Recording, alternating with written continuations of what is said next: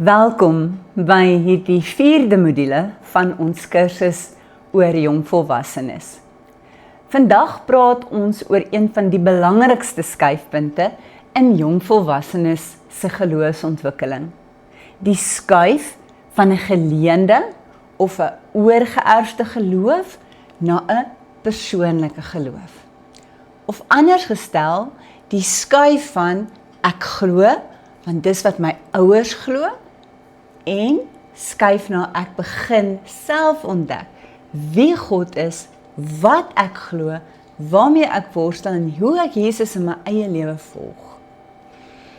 Die waarheid is, baie van ons geloof het so begin.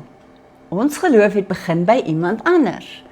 'n Ouma wat gebid het, 'n ma wat ons kerk toe gevat het, 'n pa wat Bybel gelees het, 'n jeugwerker wat vir ons omgegee het, 'n predikant wat iets gesê het wat bly vassteek het. En dis nie verkeerd nie. Dis eintlik so 'n wonderlike geskenk.